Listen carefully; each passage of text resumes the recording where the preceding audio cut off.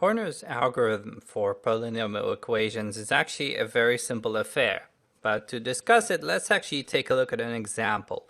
Because let's suppose you want to evaluate something simple, like let's say you want to evaluate ax squared plus bx plus c, for example. So if we talk about how many operations are required to actually compute this, we can write it like so. A times x plus b times x plus c. So essentially we have three multiplications. 1, 2, 3. So we have three multiplications and we have two additions. But this isn't the most efficient way of going about it because we can make it more efficient. We can factor out the x and have x times ax plus b plus c, or if I write this out, let's put a dots in here, then once again we can count the number of operations, so we can have this time two multiplications. So just two multiplications and two additions. I'm going to circle the additions, so that's two additions.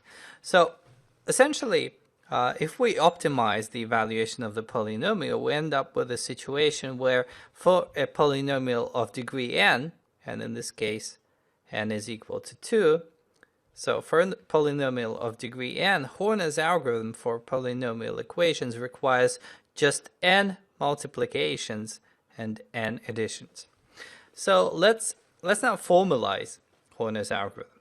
So the way to do this is, first of all, let's discuss what we're actually trying to find out, because essentially what we're trying to do is we're trying to evaluate the polynomial at a particular point. Let's call it x0. And this is something that you would use, for example, if you were doing Newton's method to locate the approximate zeros of a polynomial, you would need to be evaluating lots of these polynomials at different points. Not just the polynomials, of course, in the sense of the polynomial of the function, but also the first derivative at some particular point as well.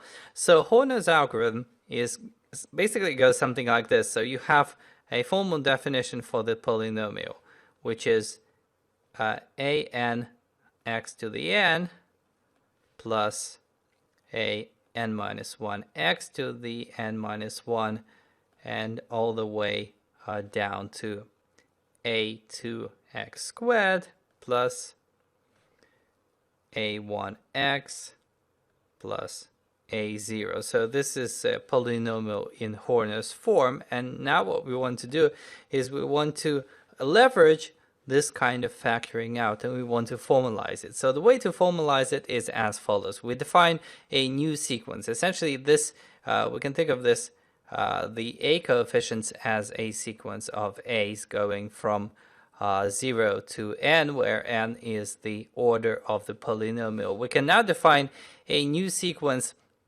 called b, and we define it as follows. So the last term bn is actually equal to an, or the first term, depending on whether you read it from right to left or from left to right. So the order, the highest term actually stays the same, but the next term, which is bn minus 1, is actually defined as a n minus 1 plus bn x0, where x0 is the point at which you're attempting to actually evaluate the polynomial.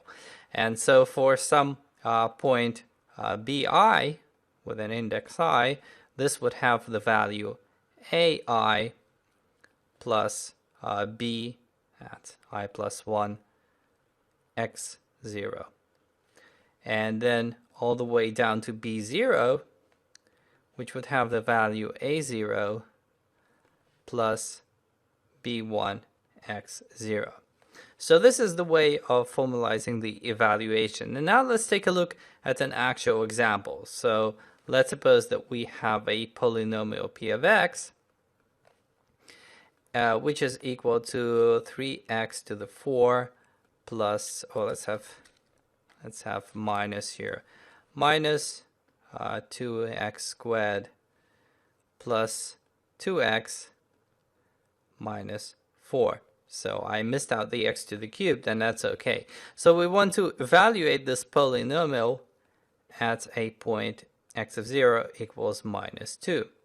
So the way we do this, using the formula that we talked about up above, is we do this kind of table. So essentially we know the starting point, x of 0 is equal to minus 2. And then we collect the coefficients of each of the terms. So essentially we want the coefficient of x to the fourth, and then the same goes for x cubed, x squared, x, and the constant term as well. So the coefficient of x4 is equal to 3, the coefficient of x cubed is minus 2. No, actually there is no x cubed. There is no x cubed. The coefficient is 0. The coefficient of x squared is minus 2. The coefficient of x is 2. And the constant is equal to minus 4. And now what we do is we calculate those b values. So remember, the b value is just, well, the first b value here, the one at b4, happens to be this coefficient, because the coefficient of bn is the coefficient of an. And I suppose we should be explicit here that this is a4, this is a3, this is a2, this is a1, and this is a0.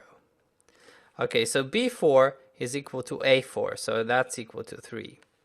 But for b3, the calculation goes as follows. So essentially, if we look up above, you'll see that b at a value n minus 1 is a at a value n minus 1 plus bn times x0. So this would be equal to 0, a3, plus the product of bn, which is 3, times x0, which is minus 2. 3 times minus 2 is minus 6, so that's minus 6, and the end result is minus 6. Then we move on to the x squared term, and we have b2 here equal to 10. I'll omit the calculations. Then for the x term, we have b1 is equal to minus 18. And finally, the final term b0 is equal to 32. And this happens to be the result that we're looking for, because the final term in the calculation is what's actually the polynomial evaluated at point x0. So that's exactly what we're looking for in the first place. So here is once again an example of the Horner's algorithm for polynomials done in MATLAB. And as you can see, it's very simple. We have a function called Horner alg, and the reason it's alg is because otherwise it would conflict with the Horner function that's already built into MATLAB. So Horner alg takes two things. It takes the x0, the point at which we actually want the evaluation to be done, and in addition it takes a matrix or a vector of the arguments which make up the polynomial. So we can actually try it with the example that we've just done. Essentially what I'm going to do is I'll define the set of polynomials A to have the same polynomial coefficients that we had. So that was 3, 0, minus 2, 2, and minus 4. And then what we can do is we can invoke Horner alg with that set of coefficients plus x0, which in our case was minus 2. And as we run this, we get exactly the same result, 32.